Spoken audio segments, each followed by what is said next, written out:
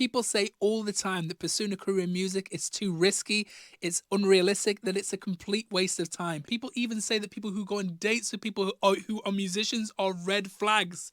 I kind of do low-key get that last one though, to be fair. But here is the truth about pursuing a career in music. Let's go. Okay, so 99% of the people that you know do not get it. They just don't get it. We've all heard that old adage of get a real job. I dare you to go to your family barbecue or local party or whatever it is and tell somebody that you're seriously pursuing a career in music and just watch their face just drop like, bruh. Are you absolutely talking mash? Pull the other leg. You're a crazy person. Get out of here. Unless you're one of those people, a little bit like Billie Eilish, who has music executives in the family. And if you do, then use that resource wisely. Even Hans Zimmer, who's one of the most famous film composers of all time, I think I saw an interview where people still say to him that he should get a real job. It's an ongoing running joke in the music industry. And if you're a musician or somebody who works in a creative industry, you've heard this quote countless times, and you know you have. Let's be real. And that's not judging people that don't work in creative industries. I think it's just a reality that there's a kind of a lot to pick into when it comes to pursue music as a career.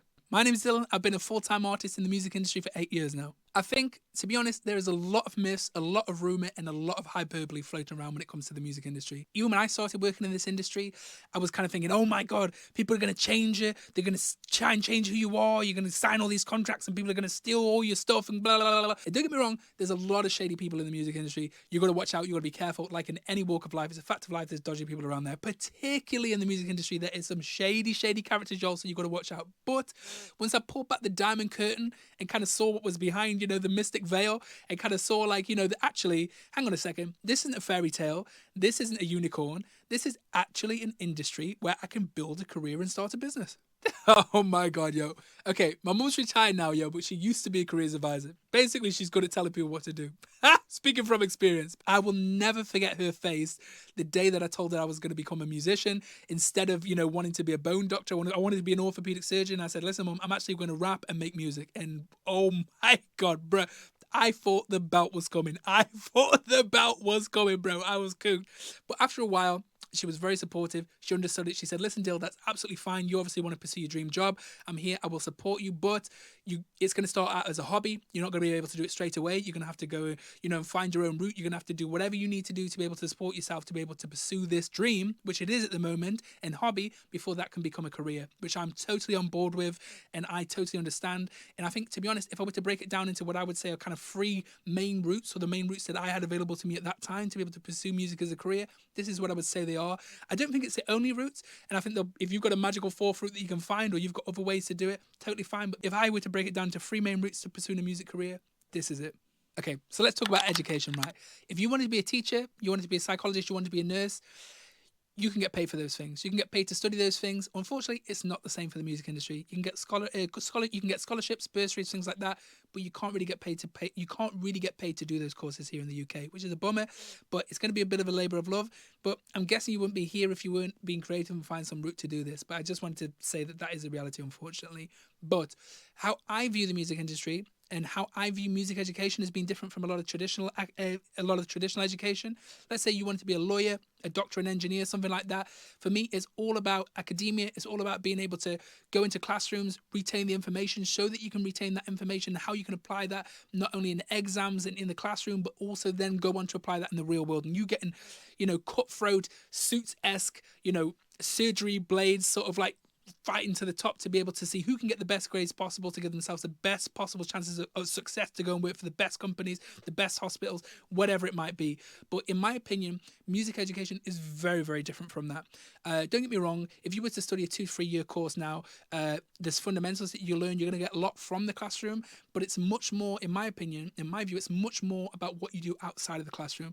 It's the people that you meet, it's the projects that you start, it's the local music scenes that you go and ingratiate yourself in. In my opinion, you cannot get a job in the music industry from the inside of a classroom. And I think it's really important to know that when going in, because I've seen so many people get lost, and so many people that the dream end or be like, this just isn't what I thought it was, or people have gone and got this, or people have ended up with that, and I'm here in a classroom with a degree, but it doesn't really mean anything, because it's much more about what you do outside of the classroom. And I think it's really, really important to know that. And I think that, don't get me wrong, if you wanted to be an orchestra player, you wanted to go and do something a little bit more like that, there's a lot of, there's a bit of a divide between people who are classical musicians and people who are kind of like, this is more applies to songwriters, artists, producers, there's a little bit of a divide. But if you are more traditional, you want to be an orchestra or something like that, that is a little bit more classroom based. It's a little bit more rigid like that. This is how it is. This is how things are. You can kind of follow more of a traditional route there. It's a little bit more classroom based, but I'm talking more about artists, producers, songwriters, where it's going to be a little bit more vague and you're going to have to find your own way. But this is the music industry, baby, and this is part of the job. And you got to find your own way. You got to break a few eggs to make an omelet. You got to bend the rules a little bit and do your thing and find your own path. The next section I'm going to talk about what I call grinding, or supporting yourself, which is whereby you pursue your music in your spare time, whether you're working a full-time job or a part-time job. So you work a job to fund the dream. This is what my mum was big on, is like, you can do whatever you want to do, but you need to be able to pay your bills. This is probably going to apply to the majority of people. I've done this before. I have had a part-time job. I had full-time jobs while pursuing music, and I think it's really, really important where if you have a full-time job and you're doing the weekends and the evenings, or you are doing a part-time job and then you are having a couple of days a week where you get to music, I think it's really important to maximize those days. I think it's really important to, like, obviously have a bit of a family life balance while you're doing it. But I think that in that time, you need to be able to have a schedule where you work some of the time to pay your bills, or you're working full time to pay your bills, but then you've got your weekends, or you've got whatever it is to go and like write your songs, go and settle gigs with other people. And I think the biggest thing for me in these periods of time, it's super, super, super important to be as efficient as possible. You need to reach out to a ton of different people that are within reach. You can't spend too long traveling. You can't, you probably don't have the money or the time to go traveling really long distances or anything like that. You need to find people who you can trust, who are reliable, who are around you, that get it and support you. I think this is really important, that you find a tight-knit group of people online, or a tight-knit group of people in your local area, producers, songwriters, promoters, bandmates, whatever it is, people that are there with you, that are in the struggle, that also breaking the neck to do it. It's not about fancy gear. It's not about money. It's just about getting together and coming up with a blueprint of how to make it work. This is going to be the route for the majority of people out there. This is for my grafters. This is for my hustlers. Keep riding, baby. Keep doing your thing. Keep rocking on. We see you. We see how hard you're working. Keep it up. And it's all about exposure. It's all about getting yourself out there. It's all about getting the blueprint. It's like a prison break, Michael Scofield, getting your schematics and coming up with your grand plan. And you find a way to do it. Nobody's going to understand it, but keep hustling. The aim is to get as much exposure as possible. Begin to create the basis of what is going to be your campaign to be able to get yourself seen and heard, whether it be on the radio, whether it be small record labels or publishers. It's all about exposure and getting seen and heard. And at this point, nobody's going to know you. And in some ways, being under that umbrella of anonymity is an absolute blessing, because you're able to work under the cover of darkness and doing your whole vibe into being able to create what your artistic vision is going to be. So I personally chose to do a part-time job. I did work a full-time job. I used to work at a call center, and bruh, it was soul sucking. So you were only allowed to use the toilet for like 3 or 4 minutes a day, right? You had to log into your phone, and if you wanted to use the toilet, you had to press a button. And the button was started timer when you went to the toilet, and it stopped when you came back and pressed the button again. And every hour you were sat on a table with 6 other people, and every hour everybody got an email with everybody's statistics: how long you put people on hold, how long you've been calling people, how long you've been, using the toilet. It was just crazy, right? And it was like a traffic light system. So it was green if it was good, amber if it was getting up there, and it was red if you'd gone over. So if you had a dodgy curry the night before, or your nan was ill or something like that, or you had a really important phone call, everybody knew about it and would look you in the whites of your eyes and be like, "Are you okay? You've used the toilet a lot today." It was just really, really sketch. And it really, really made me feel like, man, I need to be able to find a way to pursue music. I need to be able to find a way to make my dream work, because this just isn't this. It was soul sucking. It was soul crushing. And another thing that it would do is that you would get told that you're going to get 2 calls remotely every single month. You were going to get them marked. So I worked for a bank. I worked in a call center. They were going to remotely view 2 of your calls, right? You didn't know when, you didn't know where, which was like, Big Brother is watching you. It could happen anytime. And so this one day, and what they would say to you is that if you made a mistake, or if you did something that could compromise the bank, you would be in very, very serious trouble. It was like a really vague, could be legal trouble, could be fired, could be whatever, but it was just like fear and intimidation tactics, really. And so this one day, I get called into the office. There's a big, big mistake happening. They come over, walking over to my team. Everybody's like, Dill, what's happened? What's happened? I can literally hear the Champions music in my head. I was like, oh no, it's over. I'm cooked. So I walk over to this table full of managers, and they have these headphones like, yo, Dill, you need to look into this. This is a really serious breach. So I put these headphones in, and I can hear recording myself. And I'm like, yo, you're free to Dill. What's popping? Yo. Oh, 2 seconds. Can I just put you on hold for 2 seconds? And your person on the phone will be like, oh, okay, yeah. So then I can hear myself going, yeah, wow, whatever. And I was recording song ideas while I was putting people on hold. Not one of my proudest moments, but I was trying to find a way to make it work, and obviously I was doing it on work time, which was absolutely crazy. After that, they ended up putting me on a trading course with a guy who'd been there for a long time, was kind of like the furniture of the place. And so, he sat there kind of, this is how you should do it. These are the procedures. This is the legislation. And I was sitting there like, oh man, I feel like I'm just putting round pegs in square holes. I've been doing this job for ages now, and it's just not working. And I was just chewing this guy's ear off. I was just talking to him so long. And he just turned around and said to me, Dill, why don't you just leave this job? And I was like, what are you saying? He was like, why don't you pursue your music, follow your dream, and if it doesn't work back, you can always come back to some dead-end job like this. And I was like, bro, what?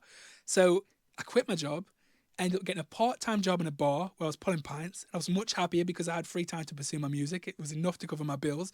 And that's where I really seriously started to pursue my music career. Okay, the last route, I would say, is the route that's probably not going to apply to majority of people. Is probably going to be the minority of people watching this video. But I would say that this is the luxury route. So this is if you're lucky enough to be in a position where, I don't know, you've been scouted from a young age, or you're kind of well off, or you come from kind of a rich family, or whatever it might be, that you have people who are going to support you, or you've already been picked up and you're kind of in a small development deal, or whatever it might be, or you're in a position where you have a company, or you have some sort of investors, or, grants or something like that. There's things out there like the PRS and PPL that do grants for young artists or young schemes. If you're fortunate enough to be in one of those schemes, or you're in and around that, then this is for you. This is for people who kind of are starting out. They kind of already have gotten some attention. They've already gotten some investment, and they are looking at a blueprint now. And in this phase, for me, if this is a route available to you, it's much more about you already have a tight-knit team of people. It's not really about exploration. It's really about honing what you already have.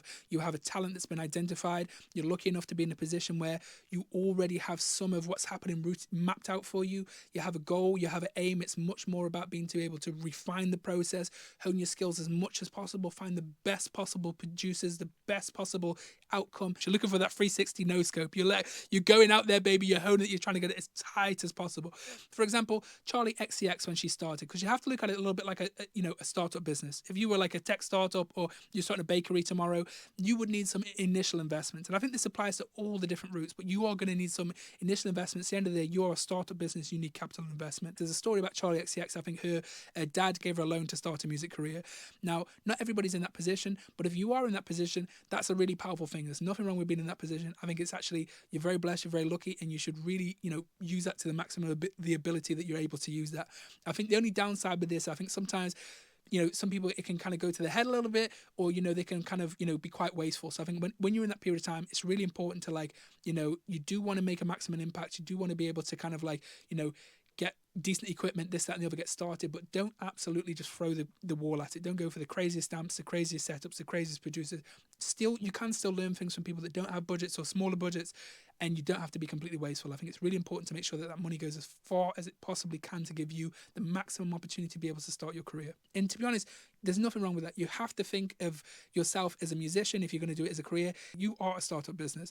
It's like if you were a tech business, or you were to open up a bakery tomorrow, you're going to need some initial investment, some capital, or something like that to be able to get started. And there are also lots of grants from PRS, PPL, whatever it might be. You might be part of a scholarship or a bursary where there's some financial incentive to be able to support you, and that is an amazing thing.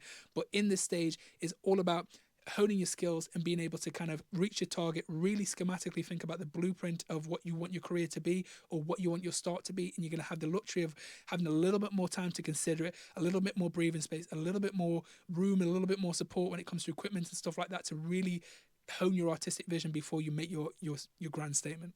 Yo, what's up, guys, man? Today we're going to talk about a football team in Italy called Castel di Sangro. Let's get into it, guys.